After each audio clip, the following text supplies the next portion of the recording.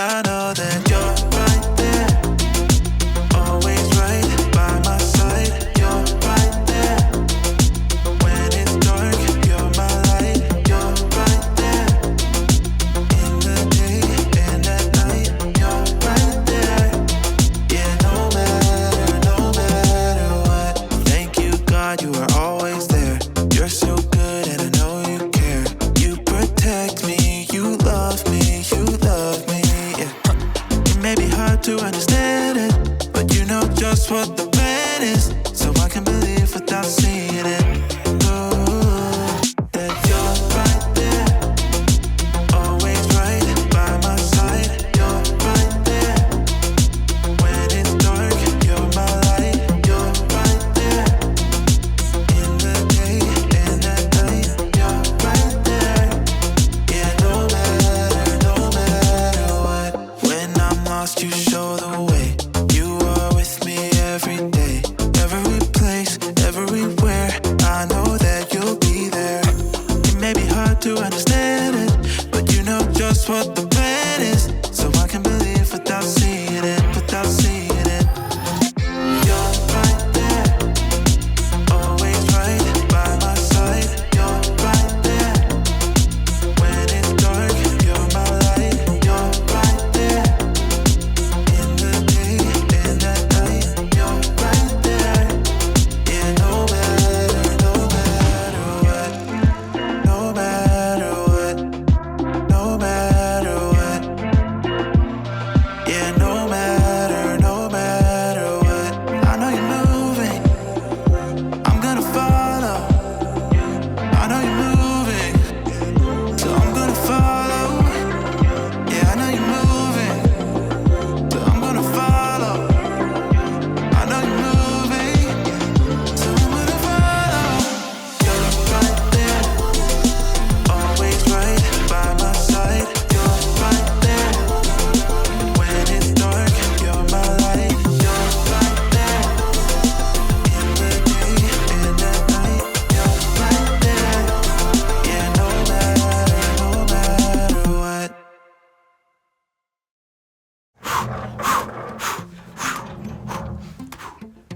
What are you doing? Shh. Drum roll, please. Okay. Water. Freeze. Rats. What was supposed to happen? I was trying to use my Aqua Guy superpower so I could freeze the water and walk across, but it didn't work. Oh, Sebastian. Welcome to Story Lab. This week, we're taking a look at the story of someone who crossed some epic waters, but not on foot. It's kind of cold.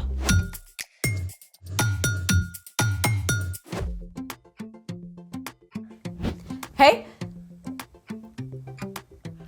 Oh, I'm Skylar. and I'm Sebastian. We're talking about ways we can see God at work in history and how we can see God at work right now. How awesome would it be if God works right now to freeze that water? Well, it's true that Jesus helped Peter walk on water. And God parted the Red Sea for Moses and the Israelites.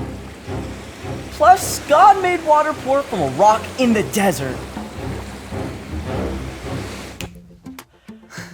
I think God likes water. God actually has given us some superpowers when it comes to water. For real? The superpower of science! Let's try it.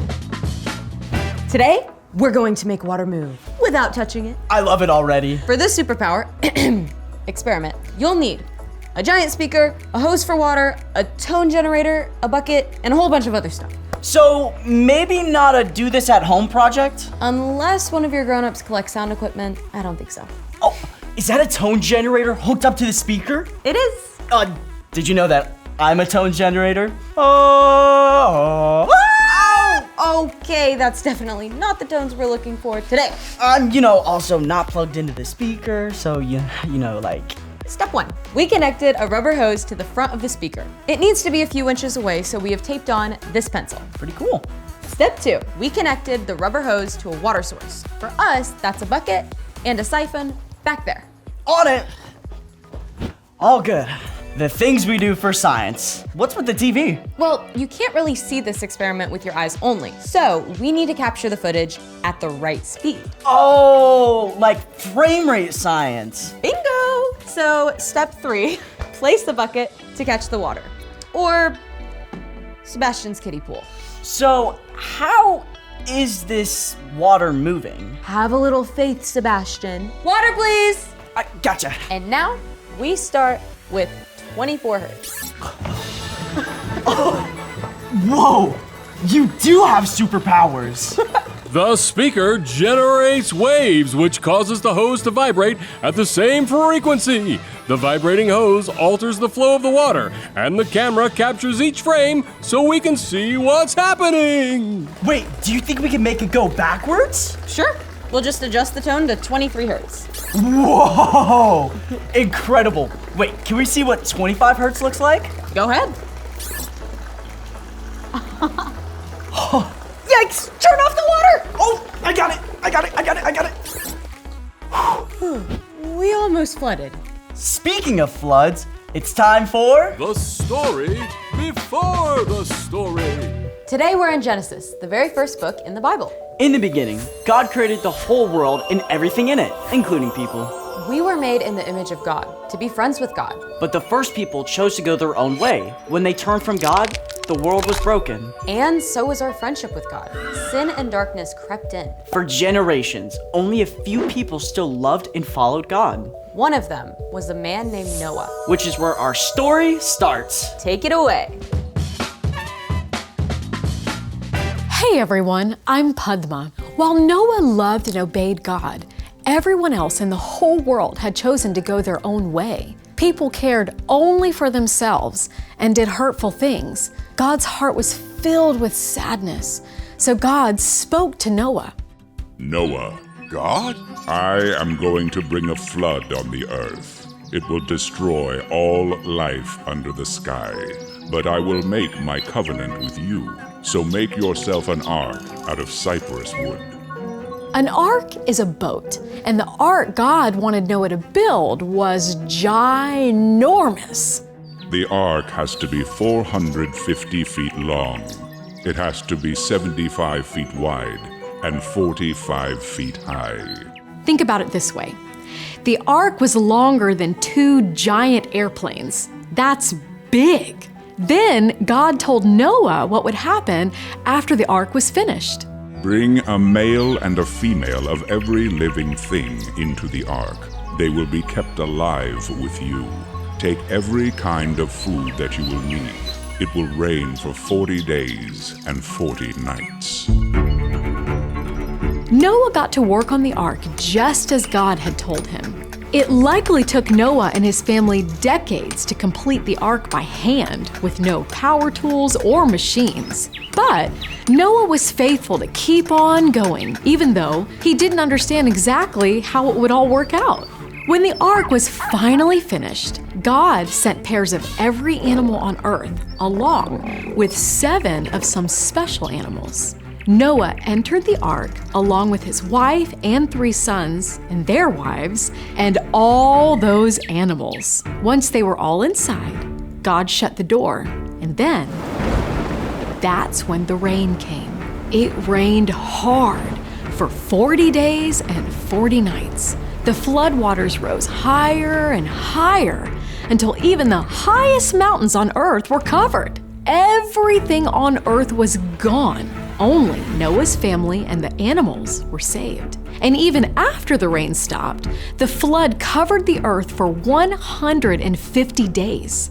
6 months with all those animals and people crammed together? Whew! Dinner, Noah. Eggs? Again?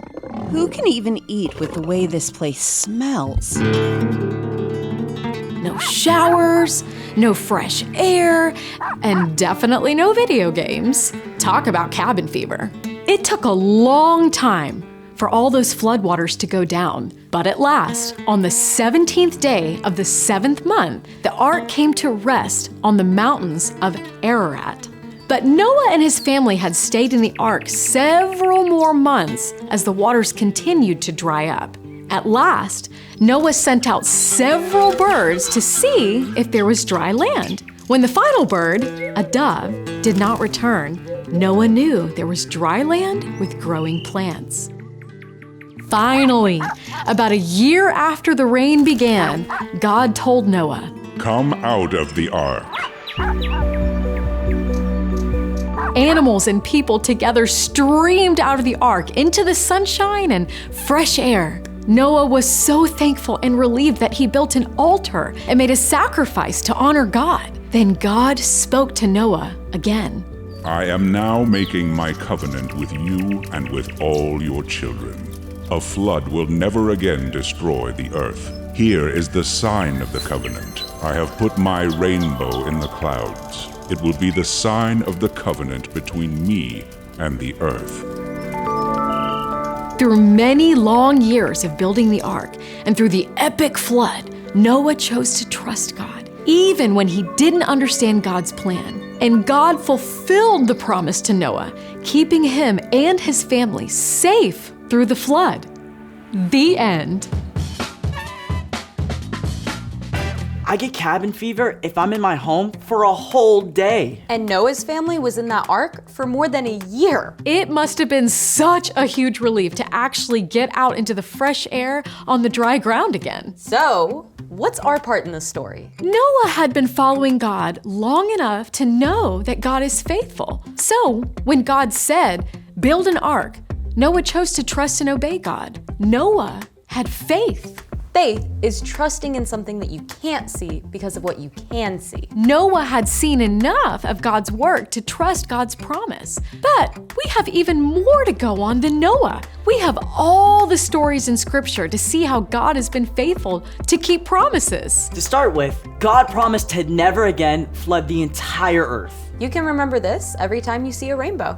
And God has promised to always be with us, even when we face big things that we don't understand. Like if you're super stressed about a project in school, you can trust that God will be with you every step of the way. Or your family just moved and you have to start at a new school and you don't know anyone. Even if you don't know why you had to leave your friends, you can trust God is always with you. And that God is still at work. Jesus himself had to trust God's plan to save the whole world, even when it was epic and difficult. Hey, that's another promise kept. God promised to rescue us. And then God sent Jesus so we can be with God forever. You've definitely got it. See you next time. So here's the thing. You can trust God even when you don't understand. Whether it's why you can't hang out with your friends this weekend, Or why your brand new baby sibling is taking all your parents' attention. or why you can't walk on water, no matter how hard you try. Yeah, but we still got water superpowers. Did you empty the pool? Yep, no flooding. Thanks for joining us in the Story Lab. See you next time. It's 56 hertz. Whoa. We're gonna try triangle. Whoa! That's awesome. I think I cracked it.